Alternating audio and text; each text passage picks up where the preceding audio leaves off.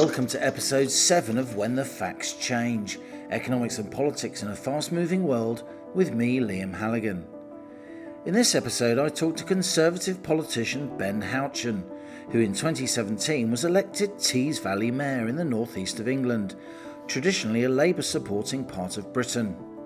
Houchen secured re-election as mayor in 2021 and again in 2024, despite the Conservatives losing the general election under Rishi Sunak. Known for his no-nonsense style, Houchen won plaudits for saving Teesside Airport and chairing the South Tees Development Corporation, which controls an 1,800-hectare site hosting a range of projects relating to net zero. With the Tories continuing to struggle under leader Kemi Badenoch, Houchen remains the most senior Conservative in Britain who's actually in power. Since you've been around on the scene in Teesside, it's really coincided with a period where the North East in general, Tees Valley in particular, has been associated with net zero. How do you think the debate on net zero is going in this country? There seems to be a real mood swing now. Our biggest problem with net zero, which is driving a lot of concern, is the speed with which we're doing it. 2050 was already a huge target to hit. We then, as a Conservative government, started to put targets in for 2035. And who bears the cost of that? It's the taxpayer. It's the person consuming the electricity. So the biggest risk at the moment are the zealots who are running towards net zero. And guess what? Big international car manufacturers and investors say, okay, well, we'll spend our money elsewhere in the world because we're globally mobile and we can do that. There are rumours, and I don't want to overstate it because there are rumours at the minute, but Nissan in Sunderland, nobody would ever have thought, certainly for decades and decades, that would ever be at risk. There's more chance of me flying to the moon using my arms rather than a rocket than there is of us achieving that 2030 target. How important is it to your manufacturers locally and indeed nationally, by your observation, that we have the highest energy costs pretty much in the Western world now? It's completely catastrophic. The government announced to large fanfare Rolls-Royce being chosen as part of their small modular reactor programme. Again, great in principle, but if you read the fine print, it actually said the government weren't going to take a final investment decision on that technology until the end of the decade. What were your thoughts when you heard that Danny Kruger, one of the intellectual leaders of the Conservative Party, defected to reform? Liam, I think the party's really struggling in a significant way, and we haven't moved on from the loss of the general election last year. I hope the leadership recognise that more needs to be done. Things can still get worse. This isn't the bottom of the trough of the Conservative Party. If we're not careful, it can get a lot worse from here. And while Kemi could be doing more, being more political, being out there, trying to capture that zeitgeist ahead of Nigel Farage and set the news and set the tone, the wider Conservative Party also has a job on this as well. They can't leave it just to Kemi. Ben Houchen, great to have you with us. It strikes me, Ben, you're probably the most senior Conservative in Britain in power. How does that feel at the moment? It feels fine. I think it's probably an indictment of where the party currently is after the general election. But we also now have Paul Bristow, who is obviously another senior Conservative, who was recently elected as the mayor of Cambridge and Peterborough. But yeah, it's also slightly different in that I might be senior from an elected standpoint, but obviously not in Parliament. That creates a different dynamic as well. So it gives me a bit more freedom to speak my mind, but also a bit more freedom to not care as much as what happens in Westminster at the moment. As a Conservative, that's not necessarily a bad thing because things aren't great. Since you've been around on the scene in Teesside, it's really coincided with a period where the North East in general, Tees Valley in particular, has been associated with net zero. How do you think the debate on net zero is going in this country? There seems to be a real mood swing now. Yeah, well, I mean, as mayor, I've always been really practical. The number one objective for me is investment, it's jobs, and it's trying to rebuild communities in, a very post-industrial area that Teesside is. And so capturing things like large hydrogen plants, sustainable aviation fuel projects, offshore wind projects. The biggest investment so far, a huge and a world-first carbon capture and storage project for £6 billion currently under construction, is huge for our local area. Now, I have said this before, but if I was not in this position, and maybe if I was, in Westminster and potentially in charge, I don't necessarily think the two approaches would be the same. I think having a local approach where you're trying to attract investment in jobs is one thing, because the government wants that to happen, and therefore you try and capture as much of that as possible. But if you're in charge of the policy making around net zero, the biggest issue that we currently have which, again, whether you pick technologies or whether you want to talk about the concepts of, whether it be hydrogen, offshore wind, etc., energy mix, our biggest problem with net zero, which is driving a lot of concern, is the speed with which we're doing it. 2050 was already a huge target to hit. We then, as a Conservative government, started to put targets in for 2035. In some respects, they hit 2030 and then went back out to 2035. And this government have definitely moved things into 2030, which frankly are completely impossible. For example, the grid upgrade. And all that does is it puts pressure on policy making, but more importantly, it puts cost. And who bears the cost of that? It's the taxpayer. It's the person consuming the electricity. So the biggest risk at the moment are the zealots who are running towards net zero. When there is an argument for renewable energy, there is an argument for energy security using renewables, but doing it in this way is at risk. You're at risk of alienating lots of very sensible people that otherwise would be supportive of it. And what does that do? It breeds a discontent that a party like Reform and Nigel Farage feed into at a cost of living time when people don't feel particularly enamoured with any sort of politics and establishment politician. There's a real risk that net zero could go backwards very, very quickly. In some parts of the country, Ben, not least in the northeast, there's been a lot of encouraging of so-called gigafactories where we make the batteries that go into EVs. The UK's got one gigafactory, of course, in the northeast. It's owned by the Chinese, but others don't seem to be emerging, not least at Blyth, again, in your part of the country there, up on the northeast coast. Why is that? Why aren't these factories not materialising? Well, I think it's the uncertainty around the regulation. So there was a huge drive towards electric vehicles, and actually there's still an uptake that I can see. I'm sure you're better qualified on the stats than I am, Liam, on that. But the biggest issue is some of the regulations with the car manufacturers in particular about the penalties that they would face if they don't hit the number of EV sales. So government are actually talking about penalising per car. So if they set the unit, I can't remember what the unit was, but let's say they have to sell 100,000 EVs a year, they will be penalised for every car that they miss that target by. Now, for a business, that's a huge, huge penalty clause, particularly because you're reliant on really the ecosystem for people and buy up the cultural changes that have to take place around range anxiety, the infrastructure that needs to be in place.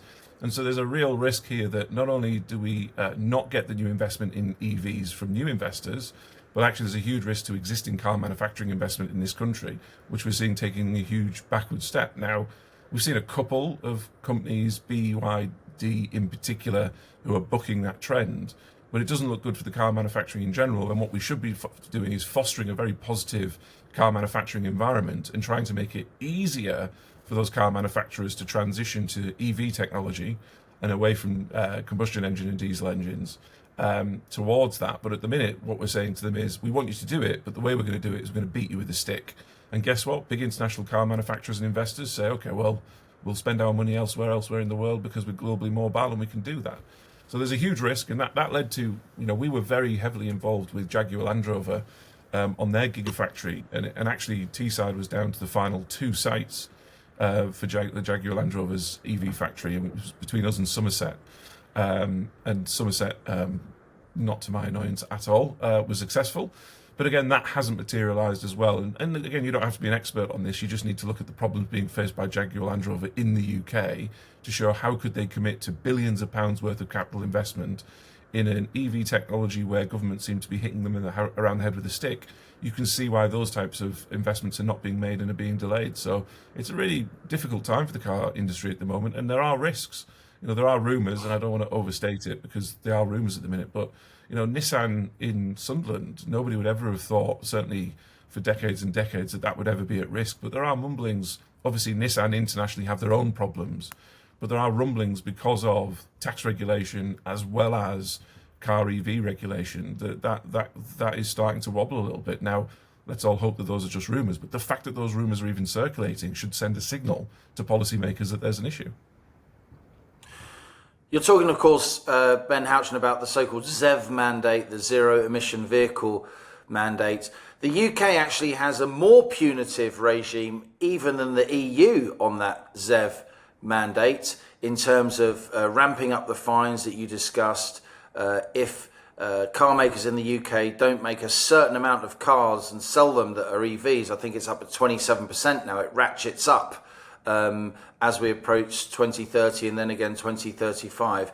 They're fined £15,000 for each car that they manufacture that's a petrol or diesel car that isn't an electric car above that arbitrary target. It's incredibly punitive, Ben Houchen, and yet it was a system brought in by the Tories.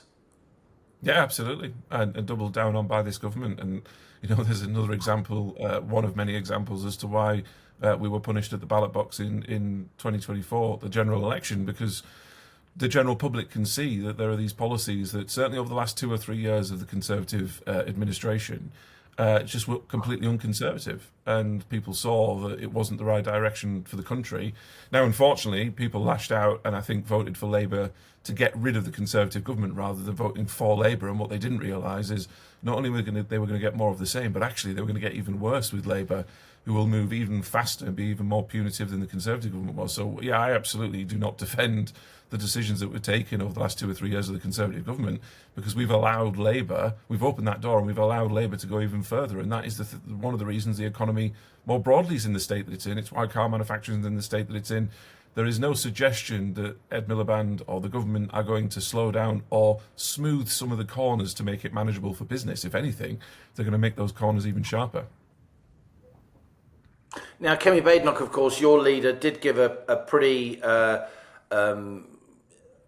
pivotal speech within the realms of Tory politics on net zero earlier this year. She said 2050 targets were, quotes, impossible. Would you want her to go further? I mean, you are well known as somebody that's encouraged a lot of green investment over the years. Teesside has really developed a reputation for that with carbon capture projects and so on. Do we need more net zero realism from the Conservatives? Yeah, of course we do. But the balance here is, I think we're on that right journey. We need to be more sensible about it. Some of the timelines are physically impossible. You look at things like the grid upgrade by 2030 to decarbonise national grid. Physically impossible. The fact that that's even talked about as a policy suggestion that has, there's more chance of me flying to the moon using my arms rather than a rocket than there is of us achieving that 2030 target. It's impossible.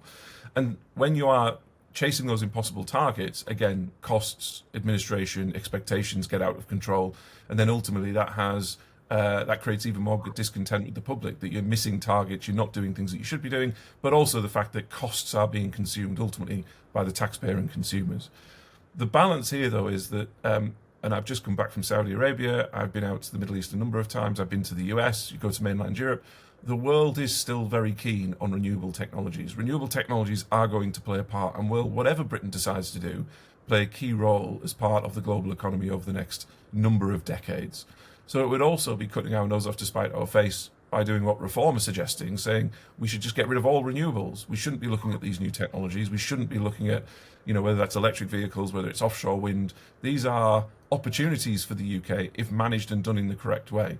So I think the public are there as well. The public, if you look at all the polling, if you look at all of the data, the public are positive about net zero. They're positive about wanting to tackle climate change, but they're also realistic about how to go about that. And they also balance that not just as a single issue, but with other issues in their lives, whether that's opportunity for their children, whether it's cost of living, whatever it might be as well. So moving that dial slightly helps. I think Kemi ultimately has an issue at the minute of not being heard, not being able to get that forum where she can be listened to, because really the Conservative Party is still reeling from the defeat of the general election. And so the public aren't really paying attention at the minute. So, one speech, a week or two ago on net zero, while the content is positive, the biggest problem isn't necessarily the policy that we've got. It's the fact that people aren't willing to listen to us. And that's the thing that we've got to do really before we get into these types of policy discussions, because we can shout into the night for as long as we want, but if nobody's listening, it doesn't really matter what policies we're coming out with, because people aren't paying attention, and that doesn't help us at any future election.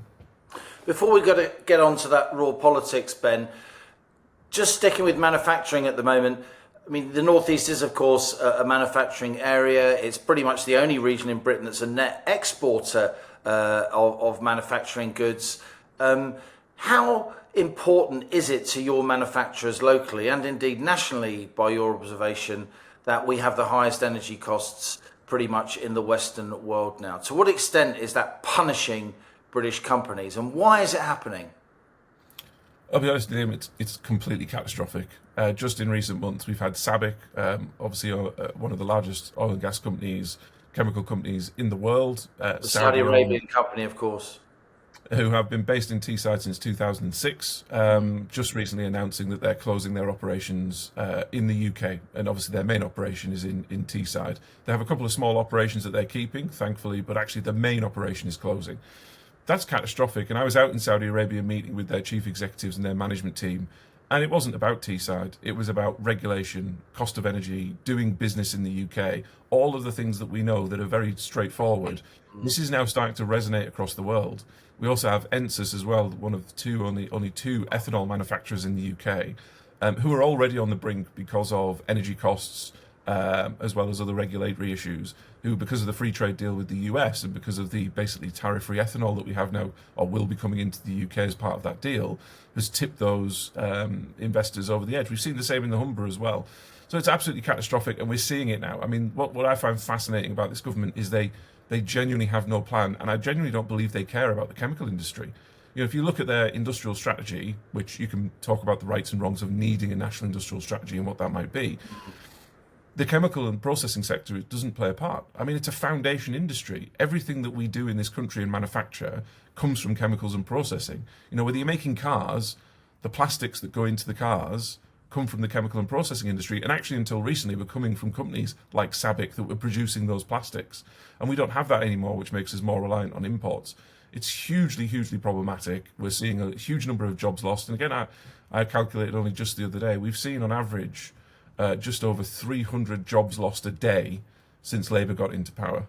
And that's largely because of their approach to regulation and energy cost. And again, just a small statistic for those who might be listening. I mean, our energy cost, it averages over the year and there are peaks and troughs, but currently our energy pricing is about 25 to 27 pence a kilowatt hour. Now, to most people, it's an arbitrary number. It doesn't really make sense. But if you look at the US or you look at the Middle East, where they're attracting manufacturing, and when I'm speaking to bigger investors and manufacturers that are energy intensive, that look at the energy price as the essential cost, yeah, they need that 25, 27 pence to come down to 5 pence. Otherwise, we're just not competitive. Now, what does that mean in practice? It means that these jobs don't come, investment doesn't come, we're all poorer for it, we don't get the growth that we need, people are out of jobs, and you get into this doom loop and this cycle of more and more poverty and deprivation when this country should be absolutely going for growth. And it all comes down to our regulatory framework and our energy cost. And that's renewable energy isn't cheap energy, is it? We've been told that endlessly by politicians, Conservative, particularly Labour in recent years, but it isn't cheap energy. At least it isn't cheap energy for a long time, given the investment that you need to put into the wind farms, into the grid, into the infrastructure to make renewable energy work. Yeah, absolutely. And the big thing with National Grid is it's one thing building the offshore wind farms that are subsidised with contracts for differences, CFDs, but what doesn't get taken into account in that price is the work that National Grid and government have to do and spend on upgrading the grid to be able to manage that intermittent energy to make sure it's captured and used properly. You're talking hundreds and hundreds of billions of pounds, and who pays for that? Well, either the taxpayer or the bill payer. Somebody has to pay for it. What's interesting about that, though, Liam, is I suppose it's relative about what you compare it to. So you're absolutely correct. Renewable energy is not cheap. And you can make an argument about energy security, long-term reduction in energy bills, which when I say long-term, you're not talking the next 3, 4, 5 years. You're talking about much longer-term than that. But actually, the alternative isn't the price that we have today or the price we had 10 years ago compared to what we might get in 10 years' time. If you look at things like carbon border adjustment mechanisms, in effect a carbon tax, that we are now, because of this Labour government, aligning ourselves with the EU, who have a much higher carbon tax than the UK does. Actually, it's cheap compared to the regulations that government are going to bring in that would drive energy pricing through the roof. So if you think today's energy costs are big, once the carbon border adjustment mechanism and carbon taxes kick in over the next 3 or 4 years, and you know what, politicians, I think, when push comes to shove, might fudge it and push it further and further down the road. We're seeing a little bit of that with the EU. But once push comes to shove, our energy price is going to go through the roof. So those energy producers, the offshore wind, whether it's carbon capture, hydrogen, whatever it might be, will look cheap in comparison to where we're going as a country, and not just as the UK, but the European Union as well. That should frighten people, because if you think 25, 27 pence a kilowatt hour compared to 5 pence is expensive, you haven't seen anything yet. Up on Teesside, there's been a discussion, to put it mildly, about the future of one particular site, whether it's going to be a hydrogen production plant, or whether it's going to be a data centre. It seems as if for now the data centre has won out. Are you pleased about that? I'm obviously pleased. I think the data center project is an incredible one, and we're still working it through, and it will be genuinely game-changing for this country, Liam. Again, just to give you a couple of stats, we're trying to deliver the UK's AI sovereign capability. And again, what does that mean to a lot of people? AI is quite, fluffy at the moment, and there are some concrete examples, but it's still quite fluffy. But if you look at it in a global context, if you look at the US, people may have heard of something called the Stargate project. When Trump was re-elected, he got OpenAI in with SoftBank and JP Morgan, who funded £500 billion worth of investment committed to the Stargate project. That's basically AI in the US. It's their premium project. They're currently building that out in a place called Abilene in Texas. And when that's fully built out, they're going to open the first bit next year, which will be 200 megawatts of power that it will use. But when it's fully built out, it's a 1.2 gigawatt facility. And to give you some context, that's a huge amount of power. Somewhere like Newcastle as a city will use 30 megawatts of power.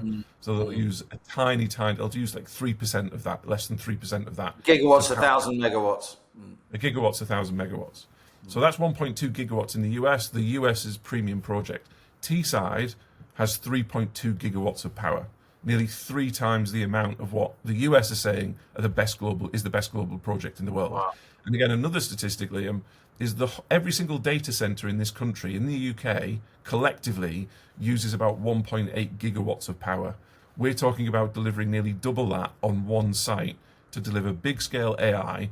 And then if you can do that, you get large language models. So you'll get a Meta or an AWS, or you'll get an OpenAI, who will bring a large language model to the UK, which again is the goal for AI in this country.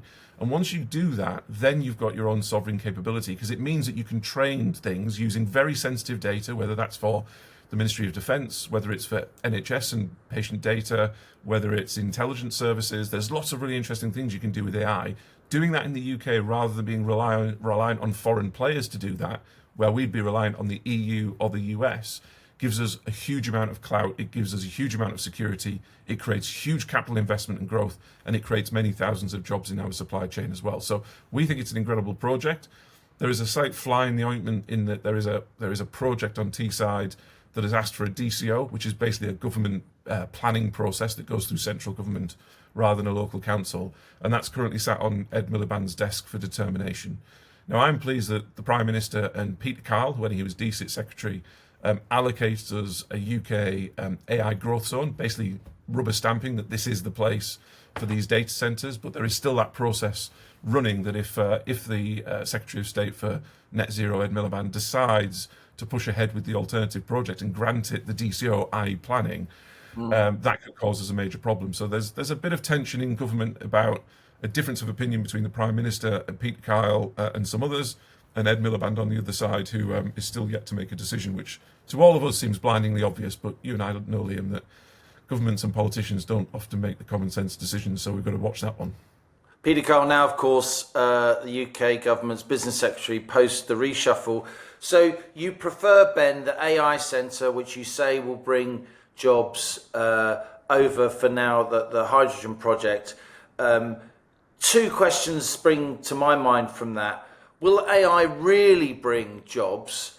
And does that mean that you don't see much future for hydrogen in the British energy mix generally?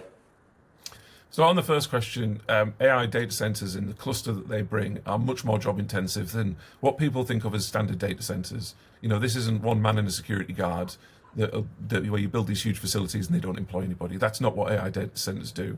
They do that because they need a lot of research intensivity, and also the skills required to maintain these things compared to a normal data center is completely off the scale. So again, to give you an example of some of the investors that we're speaking to, they need somewhere between 1,000 and 1,500 electricians that will be employed full time maintaining and operating these data centers. Just to give you an idea, they'll be on an average salary of more than six figures. So these aren't, low paid, here's 25 grand a year to be a low level electrician. These are managing complex networks, high voltage networks. We need more than 1,000 people and more than £100,000 a year when the average wage in the Tees Valley is under £30,000 a year. That's just one example of a whole load of different supply chains and work streams, Liam. Has Teesside got that kind of workforce with respect? Yeah, we do. And actually, one of the benefits of it, a bit like net zero in the ways that we've been able to succeed there, is we're not throwing the baby out with the bathwater, we're pivoting. So, we're not trying to pretend with the next Silicon Valley where you're going to have, the next social media company set up or the next AI company set up from a software point of view. What we do is infrastructure. That requires people to build things, maintain things, electricians, water experts, engineers. We've been doing that for 200 years in different forms, and all we're doing is pivoting to reapply those same skills, whether that's in net zero or whether that's in data centers. And that's why it does work so well in a place like Teesside, as well as basically being one of 3 sites in the world that has the land and the power to deliver these global scale AI clusters. So you prefer, in this instance, the AI data center over the hydrogen project, but that doesn't mean that you don't see a future for hydrogen as an energy source, hydrogen as a store of energy coming from renewables. Yeah, absolutely. Hydrogen is a potentially hugely useful element that can be produced cheaply when people aren't consuming it, the electricity elsewhere. There's some really interesting stuff going on in sustainable aviation fuel. That's a huge drive internationally, so we can complain about the UK, but that is going to happen over the coming years. Actually, a lot of these technologies require hydrogen to produce that sustainable aviation fuel as a process. Again, that would put Teesside as one of the global clusters for, in effect, renewable fuel production for aviation. So hydrogen is actually really, really important. This isn't me being anti-hydrogen. It's actually demonstrating that AI actually, I think, is just unique, right? It's just one of those things that won't just change Teesside, but will change the UK, as AI is going to be part of a global economy for decades and decades to come, and who knows where that's going to get to. But in this particular instance, the particular project that's being put forward, I have very little faith in. The company doesn't engage with us. They're redesigning the whole project. They've admitted to us that they've promised the government 1.2 gigawatts worth of hydrogen. They're now openly admitting to us that they're not going to be producing that even when they fully build out the project. They're telling us they don't want the land at the minute because they haven't really thought about whether they're going to do this or not. And some of the leads who were actually leading the design and delivery of this project have now left the company. So for me, it was a very specific, and it is a very specific issue with this project. It's not about the hydrogen economy in general, which absolutely, actually, if anything, is underplayed by the UK, despite its net zero ambitions and despite it going hell for leather for net zero. I actually think the UK is underplaying the opportunity for hydrogen, but this project just isn't it. The notion being, of course, that as well as some companies are now using hydrogen in internal combustion engines. There's a real cutting edge area of research there, and the UK is the forefront of it. But the general... Sorry, Ian, just to give you a quick example on that. Yeah. You've got JCB, incredible manufacturers of plant equipment producing hydrogen engines to go into renewables for the construction industry. Interestingly, we've got Cummins in Darlington in my patch. Huge American company. Their main combustion engine business globally is in Darlington. They want to build hydrogen engines and are building hydrogen engines in Darlington that they have to export to the US. They can't actually use them in the UK because of the regulatory framework. So we're already building this incredible stuff. Madness. But we're having to export it all because we can't use it in our own country, despite it being manufactured in the UK. And I know JCB, this won't have been lost on you. They create one of the most advanced, in some senses, pioneering hydrogen-powered internal combustion engines in the world, and then it takes the company years and years and years to be able to put them in their machines and even use them on building sites in the UK, let alone drive those machines on British roads. Though there has been some easing up of regulations in that area, as you know. But a bigger idea here is that if the Tees Valley, if the North East in general, is a sort of global centre of renewable power, not least offshore wind and so on, you can get around the intermittency problem by using renewable energy from wind, when you've got too much of it, you can then use that energy to do electrolysis, create hydrogen, industrial hydrogen from water. Then that acts as a store of energy in a more efficient way, in a more cost-effective way than lithium batteries, which of course use lots and lots of rare earths. And we haven't got many rare earths in the Western world. The Chinese control global rare earth production systems. Yeah, absolutely. And just yesterday, X-Energy and Centrica have announced huge SMR projects for Hartlepool and Teesside, which is just More across the river. modular reactors, the nuclears, yeah. Nuclears that we're hoping, which we will get built here first. That's just across the river from where we're hoping to build these data centres. That's good renewable energy going into data centres. There's huge waste heat, both from nuclear and from data centres. We're looking at projects where you can actually use waste heat now to create hydrogen. So rather than doing it through electrolysis, you can use heat to create hydrogen. You can store that. You can actually store that pressurized under the ground and then turn that pressurized hydrogen back into electricity to make it cheaper. It can be taken as hydrogen, and then you're producing cheap hydrogen that could go into vehicles, it can go into the construction industry, it can go into sustainable aviation fuel. So all of this is connected. These aren't projects in isolation. There are huge benefits for them to be co-located together. And people, again, in a very simplistic and I think slightly ideological or certainly campaign-driven way, look at things like data centers as bad for the environment. Actually, there are huge benefits for net zero from data centers, as long as you can capture the emissions, i.e., the heat and the byproducts from it, in a really sensible way. And doing that somewhere like Teesside, where we have those other things that can take that and turn it into something productive, is huge. So yeah, you're absolutely right, and hydrogen can play a key role in that, and I think it will. But again, government have been slower on the hydrogen regulations compared to the electricity regulations, whether that's around EVs or grid. And I think they're slightly too bought into the electrification of the economy, when they should be a little bit more agnostic about the technologies coming forward, because there are some incredible technologies coming forward. I think it's more than that, Ben. I think it's more than that. I think Whitehall are completely captured by electrification as opposed to other alternative energy supplies. I think a lot of this comes from the European Union. In the wake of the emissions scandal at VW, there was a massive push for electric vehicles. I personally think, you probably won't agree, I personally think that EVs are a blind alley. I don't think they're the right technology. I think they're part of the mix, but I think we are overemphasizing EVs at this point. But you are very experienced getting things done. You've been Tees Valley Mayor for quite a while now, despite your relative youth, if I may say so. You're now Lord Houchen. You're spending more time in Westminster, understanding how Westminster and Whitehall work from the inside. Why have small modular reactors taken so long to come to the fore? Why has Whitehall dragged its feet for years and years and years? We've had this announcement very recently, as you say, but crikey, it's taken a long time to get there. And there's a long way to go yet, despite the absolute vital role that nuclear needs to play in Britain's energy mix as our conventional nuclear fleet is decommissioned, with Hinkley, even a Sizewell upgrade, taking so long to come to the fore. These SMRs are vital. Why aren't we getting on with it? Well, there are a couple of reasons, and again, even the announcement yesterday, while hugely positive, there's a suggestion that could take up to a decade to come to fruition, and I think that's, given the current regulatory framework, is ambitious. Just the last You budget. think a decade for SMRs is ambitious? I know you want it to happen a lot quicker, but you're saying that as somebody who can see what's happening from the inside. Yeah, the regulations, the Office for Nuclear Regulation, the way in which all governments, particularly European governments, including the UK, have approached nuclear for decades now. And interestingly, I think you can make a fairly academic and logical argument that a lot of the regulation went back to what happened at Chernobyl. And I think you can see the European Union being petrified from that point around nuclear, in the same way it happened in the US for many years after 3 Mile Island.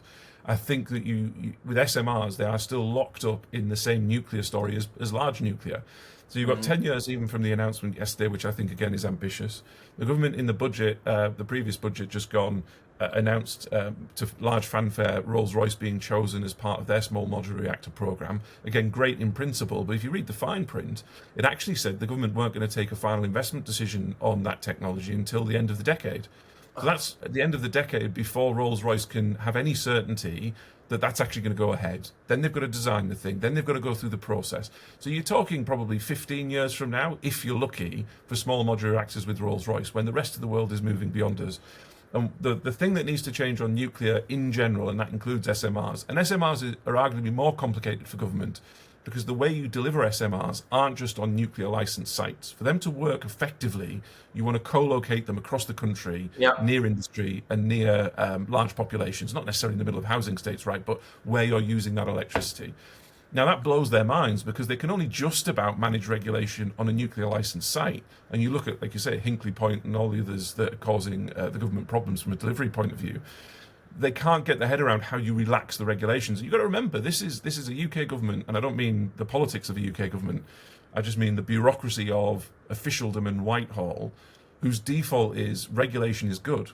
And what you can't do is ever strip regulation away. Now, if you ever said to a Whitehall official, we're going to deregulate nuclear, one, they'd look at you as if you had two heads. And two, what they do straight away is they go and leak to the press that you were thinking about deregulating nuclear and making it dangerous for everybody, and we're going to have another Chernobyl because this government is all of a sudden thinking about trying to get rid of the safeguards in place. We've somehow got to break this cycle where there is an assumption that regulation is good. Because I can sit here all day with you, Liam, and I'm sure you can as well with your listeners, explaining across the whole of government why there are lots of regulations that aren't good, they don't achieve the outcomes that they want, and you get then your average person sat at home wanting nuclear, like in places like Teesside, we've got Hartlepool Nuclear Power Station already.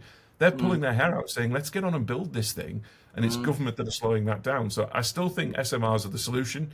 I think nuclear is much more stable. I think that can be part of a mix with some intermittent power as well. I think it brings the hydrogen economy on much more effectively and more cheaply. But until government really get to grips with deregulation and proper deregulation to go for growth, and nuclear is a great example of that, we won't achieve any of this. And I can tell you now, the government are not interested. They're not, despite the rhetoric, they are not interested in going for growth and deregulation. And we can see that in a whole host of other policy areas where they ideologically, it's not their bag. No, it's not. It's not their bag one bit. And if you look at, well, let's not go off piece, Liam, but if you look at their promises on housing, and then they hand even more powers to the Environment Agency and Natural England. They say that they want more housing, and they bring in more regulation and make it even more difficult. And actually, in theory, if you look at just the landfill tax changes they've made, and I know we're getting really niche here, but there's a small landfill tax change that government are making, which will add £23,000 onto the cost of building every house in the country. Absolutely, it's already scarce and too expensive. We can't be doing things like that. And nuclear will go the same way because the government have the same approach to everything. But it strikes me that what you're saying, Ben Houchen, is that the combination of kind of eco net zero zealotry by politicians, Conservative and now Labour, plus torpor in Whitehall, kind of regulatory fetishism in Whitehall. I mean, we're basically messing with our energy security here, aren't we? I speak to energy market experts. I know you've really steeped yourself in the detail of this policy, unlike, I may say, a lot of frontline politicians that I know, Ben, and chapeau to you for that. But when you talk to people that really understand energy markets, they're talking about blackouts. They're talking about the UK not being able to get on this AI revolution because we won't have enough power because our grid won't be ready. It strikes me we're really heading, Ben Houchen, for a proper energy crunch at some point soon. I hope you're wrong, Liam, but I find it hard to disagree with what you've just set out there. And I think if we strip back our whole conversation, I've thought for a number of years now, at least the last 5 or 6 years, the future of the global economy, forget the technologies, forget hydrogen, data centers, whatever it might be, the global economy is about energy production. And it's a really interesting thing. If you look at what the US administration is doing, and people think about Trump as being anti-renewables and anti-solar and offshore wind, etc.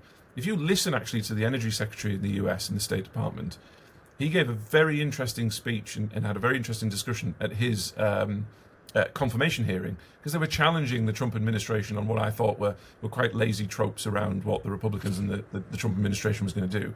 He was really clear. He said, for us, it's about energy. If that's solar, if it's offshore wind, if it's hydrogen, if it's coal, if it's gas, whatever it is, if it's nuclear, the future is about how much energy a nation can consume and how much it can produce. And he obviously compared themselves directly to China and what China are doing. China already have that policy. China are huge into renewables, as you know, Liam. They're doing renewables incredibly well, not just manufacturing it, but deploying it. But they're also producing huge amounts of coal-fired power stations and gas-fired power stations. And they're going big on nuclear as well, because they recognise, actually, the future of the global economy is about energy production. The UK doesn't think that at the moment. The UK thinks the be-all and end-all is using less energy, and we've never seen it anywhere in the history of the world, a rich country that is energy deprived. And not only does it want to be energy deprived, it wants to say that the only energy we can produce has to be renewable, which again, yes, it can be part of a mix, but you also need to have backup to make sure that you don't have those blackouts. So pure policy, strategic policy making in this administration in the UK, both at a political level and a Whitehall level, is completely out of whack with where the global economy is. And we're going to look back in 10, 15, 20 years' time, and we're going to see the rest of the world producing huge amounts of energy, and we are going to have made a strategic decision that will impoverish our country, and it will make it even more difficult to turn the tanker around, because then that takes years and years and years to play catch up. It's the defining question of our time, and I know it's technical and people might think it's a little bit niche and boring, but underpinning everything that this country wants to do is energy security, energy production, cheap abundant energy, and that's how you drive a global modern economy. Let's finish with some politics, Ben Houchen. Obviously, your own party is very much in flux. What were your thoughts when you heard that Danny Kruger, not a household name, but a very significant figure at Westminster, a proper deep thinker, one of the sort of intellectual leaders of the Conservative Party, if you will. How did you feel when this MP, who was Robert Jenrick's campaign manager for the leadership, defected to Reform? Were you surprised there was a defection? Were you surprised it was Danny Kruger? I think you're very generous to say that the party's in flux at the moment, Liam. I think the party's really, really struggling in a significant way, and we haven't moved on from the loss of the general election last year. Now, that was never going to be easy, and history will tell you, even after 1997, you don't turn things around in a year or two, and Kemi's been dealt a very difficult hand, but the red flags and the warning signs of somebody like Danny Kruger defecting cannot be understated. And you're absolutely right, Liam. Danny is not a household name when it comes to the general public, but Danny is a serious figure in the Conservative Party. He's an extremely principled man. He's an extremely thoughtful man, and I know that from my interactions with him on a number of think tanks where we've worked together on policy development. He's an incredibly intense man as well. In a nice way, he's extremely passionate about the future of this country. And I would have always considered Danny as a proper Tory. I mean, he is a proper Tory down to his fingernails, and he also isn't swayed by general public opinion or the media. He will always stick to those principles, and he is a huge loss. And I think that is going to resonate across the Conservative Party, that defection. I didn't see that happening with Danny. Like you say, I thought his connections with Robert Jenrick, I thought he was still doing lots of work within the Conservative Party, obviously Shadow Minister as well. I was speaking to some people who were much closer to Danny than I last night, and they were extremely shocked. He hadn't even told some of his closest allies and confidants that was going to happen. And I think that's a little bit indicative at the minute and a worry for us at the moment. And I hope the leadership recognise that more needs to be done to give assurance and reassurance to Conservatives and MPs that we're making progress. And to make progress, we need to do more of what happened last week, actually, when Kemi stood up at PMQs and nailed Keir Starmer to the mast over Pete Mandelson. She did incredibly well. We need to see more of that, and we need to see it more consistently to be able to breed hope into MPs. And MPs across all sides, Liam, are pretty skittish individuals. They're like trying to herd cats sometimes. You need to keep them inside the pen. And that sounds awful about MPs, but they do. They worry a lot about their seat. They worry a lot about opinion polls. They need some confidence, and I think Kemi and her team need to give them some more confidence that things are moving in the right direction. But that's a huge setback, and it'll be interesting to see how that plays out over the next few weeks, particularly leading into the Conservative conference season. He won't be the last, will he? Do you expect more defections before Conservative Party conference, Ben Houchen? I'm sure you don't want them. No, yeah, I mean, I really hope not. But I suppose the worry is, if you're thinking about this slightly politically and strategically, that with Danny going, Danny's a really interesting character within the Conservative Party to have gone. And I think what that will do, and again, this is me completely guessing, I've not spoken to anybody, but it will probably give others who were thinking about it but not seriously thinking about it and just kind of a bit upset and a bit glum given where we are at the moment. I think that's probably given a number of people a bit of a they're probably self-reflecting and actually taking it more seriously than they were this time yesterday or this time last week when Danny went. So my concern is it could happen, and obviously there is going to be a push from Reform to try and encourage significant Tory MPs going into conference season to do just that, because that would be a huge win for the Reform Party, being able to attract Tory MPs over conference season. It would be pretty damaging to the Conservative Party if that were to happen going into conference season, and then really, depending on how bad that is, whether that's 1, 2, maybe even more, who knows. But if a number of people go, then it can potentially become dangerous for the Conservative Party, as I've said to you before, Liam, who are already in a very precarious position, because things can still get worse. This isn't the bottom of the trough of the Conservative Party. If we're not careful, it can get a lot worse from here. You're Teesside born and bred. You know that part of the country to your fingertips, politically, socially, commercially. Ben Houchen, Reform are going to win parliamentary seats on Teesside, aren't they? Yes, they are. And I know we're 3-4 years out from a general election, and things will change with Reform. They'll end up making mistakes, imploding. They'll get more scrutiny. Their economic policies, I think, genuinely do deserve scrutiny, and that could help the Conservative Party. But irrespective of all of that, I don't see a way in which Reform don't take seats in the North East, particularly not just in Teesside, but across the North East. And of course, they're already running councils in and around your part of the world. Yeah. How's that going? Yeah, they hold Durham Council, and I think I do have conversations with the leadership there, because as a regional mayor, I want to get on with and have working relationships with everybody. And it's fascinating to see that the political reform administration in Durham are trying to get stuff done, but there's a big resistance from officials and senior council officers to stop them from implementing that. And it's interesting listening to Nigel Farage. It sounds like that's happening across the country, and other reform leaders, local government leaders, whether mayors or council leaders, have been in touch with me across the country, who seem to be getting the same resistance. But yeah, you're absolutely right. I mean, if there was an election today, and I know there isn't an election, so it's an easy thing to say. It's a bit like a poll. The only one that matters is the election result. But if there was an election today, every single seat in the Tees Valley would go Reform. Every single one. Every single one. Every single parliamentary seat would go Reform. Yeah, and currently we have 1 Conservative, we have 7 Labour. Before the general election, we had 7 Conservatives and 1 Labour. And I'm telling you now, this time, every single one will go Reform. If there was an election today, every single one would go Reform. What does your party need to do to stop that? You say the leadership needs to do more. More of what? More announcements of where Tory party policy might go, more combative politics. More of what, Ben Houchen, to stop this now surge in support for Nigel Farage's party?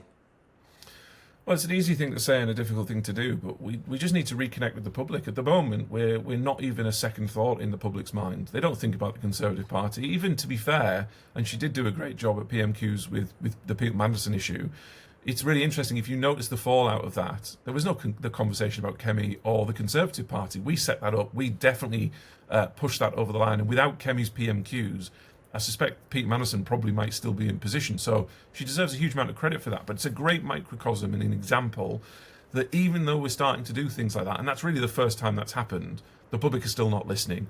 We need to reconnect with the public. We need to get the public to recognise, or actually we need to do a better job of recognising that we understand where the public are at and what they want. And they need to be honest, Liam, and it sounds awful because I'm not into it, but it's vibe politics at the minute. Do the public get the vibe that we're on their side and we're saying the right things, where they're like, yeah, you know what, I agree with what Kemi says, or did you hear what the Conservatives said? That was quite a sound thing to say. And you know what, actually they've come up with some good ideas. Now that doesn't start with standing up in think tanks and giving policy statements. That's just not it. It's about getting out into the country. It's about understanding what the zeitgeist is, understanding and tapping into what people are thinking in any given moment, and being political and being able to put your finger on the pulse within a 24-hour period and start to lead the conversation. Now, that's where Nigel Farage is extremely good. It's where there's a huge space because Labour are terrible at it as well. But if we can do that, and again, start to create this presence where people are listening to us, I think there's a real divide opening up where we can succeed. And that's particularly over the economy. I mean, Reform are lurching further and further to the left. Labour are going off a cliff on the left, and it's going to get even worse given the deputy leadership election, what Andy Burnham's trying to do, the pressure that Keir Starmer's under. There is a huge chasm, there's an empty chasm on the right of politics, the centre-right economic politics, that if we could be heard and put forward a sensible economic argument that helps make people more prosperous, where people feel like they themselves, their family and their community is going to be better off, there is that opening for the Conservative Party. But before all of that, we've got to somehow reconnect with the public where they will even listen to us before we can explain that opportunity. Could another leader do better? You've said she's been dealt a very difficult hand. You've been incredibly kind and supportive and loyal in your comments in this interview, Ben. But is she doing enough? Is it about her, or is it just about where the party is at the moment? Because, 17% in the polls, it's not normal for the so-called party of government in this country, is it? I think after the general election, there is nobody that could have done a better job than Kemi, given the hand that we were dealt. I always use the example, look at William Hague after 1997, incredible politician, but the situation with which he inherited the Conservative Party made that job impossible. I ultimately think Kemi is in an impossible position, and she's doing the best that she can. I think she could do more, though. I say she's doing as well as she possibly could. There are things that she could do to improve that. I think she needs to become more political. I think they need to be more reactive.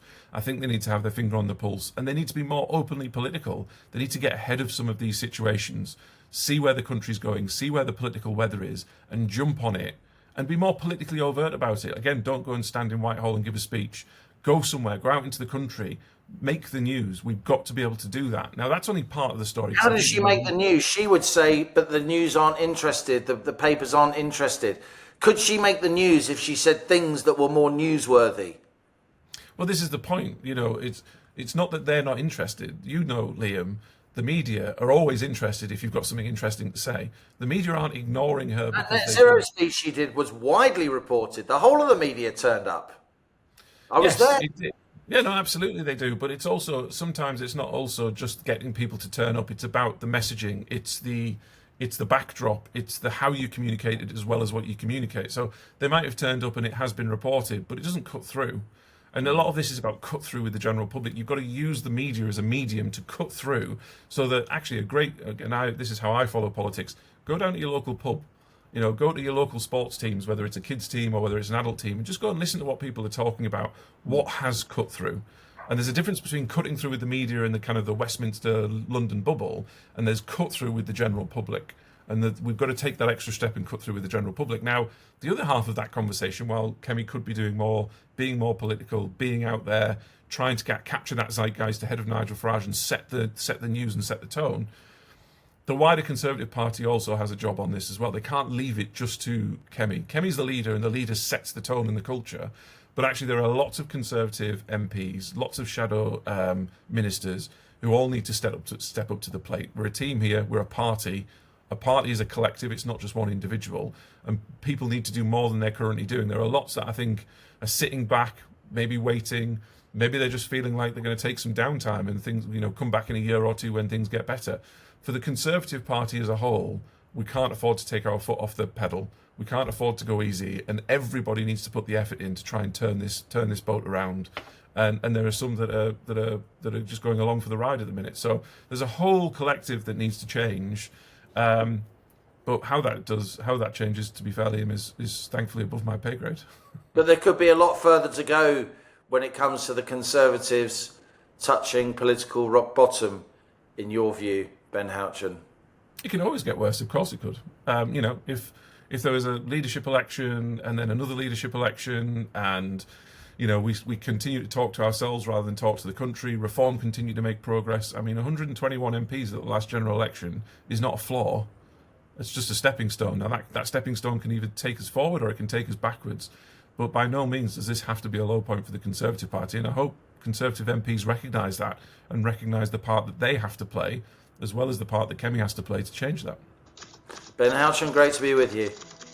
Pleasure. Thank you. Thanks for joining When the Facts Change, Economics and Politics in a Fast-Moving World with me, Liam Halligan. please subscribe to my When the Facts Change YouTube channel and my podcast via Spotify, the podcast app, or wherever you listen. And above all, please subscribe to my When the Facts Change Substack for more of my interviews and writing.